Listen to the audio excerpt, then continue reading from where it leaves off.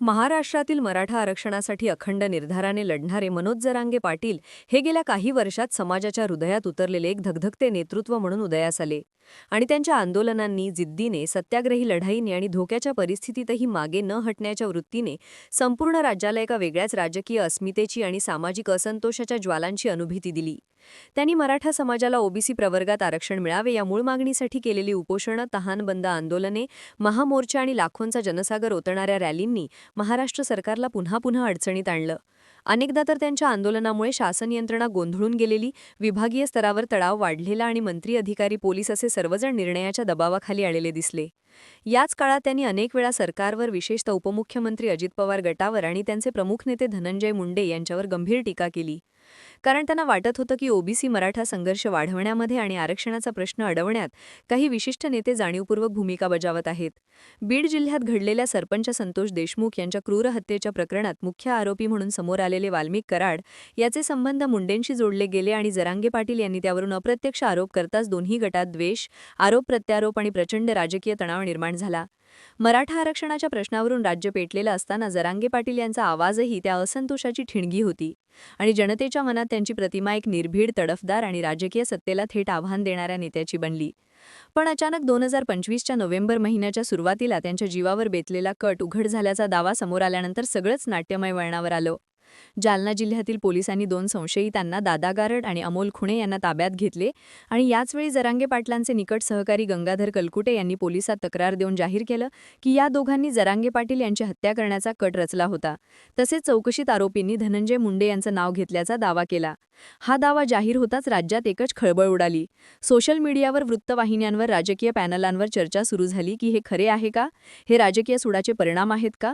मोठ्या नेत्याने खरोखरच एका आंदोलनाच्या नेत्याला मारण्याची सुपारी देईल का? हत्येचा कट आणि राजकीय स्वार्थ यांचं हे सामंजस्य आहे का? अशा असंख्य प्रश्नांनी वातावरण तापलं. मात्र या सर्व चर्चेच्या केंद्रस्थानी होते स्वतः मनोज जरांगे. कारण त्यांनी पत्रकार परिषद घेत स्पष्टपणे सांगितलं की त्यांना जीवे मारण्याची सुपारीच दिली गेली आहे आणि ती दिली आहे तर सरळ सरळ धनंजय मुंडे यांनी.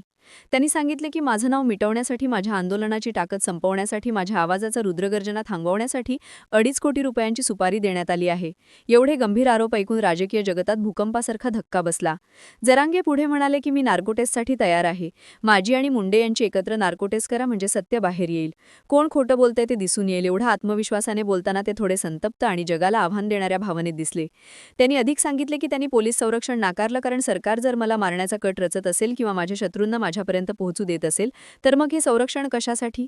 ते म्हणाले की फडणवीस पूर्वी गरिबांचा आवाज ऐकणारे नेता होते पण आता ते क्रूर लोकांना संरक्षण देतात. हे महाराष्ट्रासाठी चांगलं नाही आणि या वक्तव्याने भाजपच्या वर्तुळातही अस्वस्थता पसरली. दुसरीकडे धनंजय मुंडे यांनी हे आरोप संपूर्णपणे फेटाळून लावत सांगितले की हे सर्व खोटं, राजकीय हेतूने प्रेरित आणि लोकांच्या भावनांशी खेळ करण्यासाठी घडवलं गेलेलं नाटक आहे. त्यांनी सीबीआय चौकशीची मागणी करून म्हटलं की जर हे खरे असेल तर मी स्वतः सीबीआय समोर उभा राहीन आणि त्यांनी उलट जरांगे यांच्यावरच आरोप केला की ते स्वतःला प्रोजेक्ट करण्यासाठी आणि राजकीय लाभासाठी नाटकीय आरोप करत आहेत. या संपूर्ण प्रकरणात पोलिसांनी उशीर केला का? आरोपींचं नाव का बाहेर आलं नाही? गृह विभाग शांत का राहिला? राज्य सरकारने प्रतिक्रिया का दिली नाही? हे प्रश्न समाजात पुन्हा पुन्हा विचारले जात होते. मराठा समाजातील तरुणांमध्ये रोष वाढत होता. त्यांना वाटत होतं की त्यांच्या नेत्याला संपवण्याचा कट म्हणजे त्यांच्या अस्तित्वावर हल्ला आहे. विरोधकांनी तर विधानसभेत सरकारवर जोरदार हल्लाबोल केला.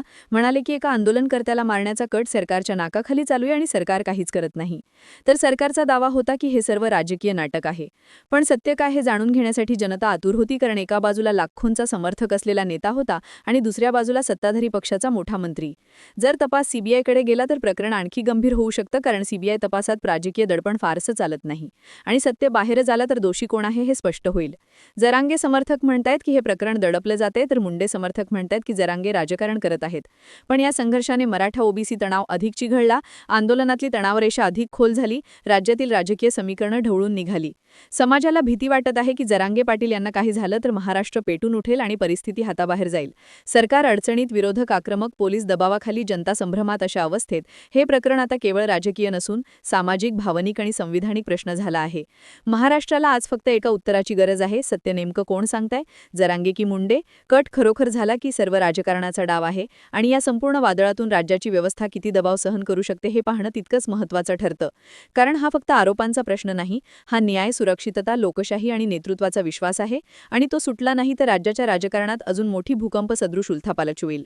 या प्रचंड गोंधळाच्या भावना उसळलेल्या आणि संशयांच्या धुक्यात हरवलेल्या महाराष्ट्रात एकच गोष्ट आज सर्वांत जास्त जड बनली आहे: विश्वास. कारण आरोप कोणाच्याही बाजूचे असोत, कट खरा असो वा राजकीय नाट्य, पण या सर्वांच्या मुळाशी उभा राहिलेला प्रश्न मात्र अधिक भीषण आहे. लोकशाहीत आंदोलन करणाऱ्या नेत्याचं संरक्षण कोण करणार? सत्ता की जनता? राज्यातील प्रत्येक जिल्ह्यात, प्रत्येक वाड्यावस्त्यांमध्ये लोक स्वतःला विचारत आहेत की जर एका समाजाच्या हक्कांसाठी लढणाऱ्या नेत्यावरच जीवघेणा हल्ला करण्याचा कट रचला जातो, तर मग सामान्य माणूस किती असुरक्षित आहे? जरांगे पाटील यांचे समर्थक आजही ताठमानेनं म्हणत आहेत की सत्य दाबून ठेवता येत नाही, तर मुंडे समर्थकांचा दावा आहे की राजकारणात खोट्या गोष्टींचा डंका पिटला जातो. दोन्ही बाजूंच्या भावनांची जळजळ ऐकू येते, तणावाचा दाह जाणवतो. पण जेव्हा न्यायाचा प्रश्न आपल्या अस्तित्वाला भिडतो, तेव्हा संघर्ष फक्त व्यक्तींचा राहत नाही, तो समाजाचा होतो. म्हणूनच महाराष्ट्र आज एका वळणावर उभा आहे, जिथे पुढची पायरी राज्याच्या राजकीय नैतिकतेचा आणि लोकशाहीवरील विश्वासाचा निर्णय करणार आहे. जरांगे पाटील यांच्या जीवावरचा कट खरा असेल तर ती महाराष्ट्राच्या इतिहासातील सर्वांत काळी घटना ठरेल, आणि तो खोटा असेल तर तो आंदोलनाच्या पवित्रतेवरचा सर्वात मोठा प्रश्नचिन्ह बनेल. या कोलाहलात, या आरोप प्रत्यारोपांच्या वावटळीत, या तापलेल्या आंदोलनांच्या पार्श्वभूमीवर राज्याला आज ज्या गोष्टीची सर्वाधिक गरज आहे ती म्हणजे निर्भीड, स्वतंत्र, पारदर्शक तपास. कारण सत्य एकच असतं, आणि जेव्हा ते बाहेर येतं तेव्हा संपूर्ण व्यवस्था हादरते. महाराष्ट्र श्वास रोखून एका उत्तराची वाट पाहतोय. सत्य कोणाचं, आवाज कोणाचा आणि न्याय कोणासाठी? कारण हा वाद आता केवळ एका नेत्याचा किंवा एका मंत्र्याचा नाही, हा न्यायव्यवस्थेवर, लोकशाहीवर आणि संपूर्ण समाजाच्या भविष्यावर उमटणारा निर्णायक ठसा आहे. आणि म्हणूनच या प्रकरणाचा शेवट कसा होईल यावर महाराष्ट्राचे उद्याचे राजकारण ठरेल.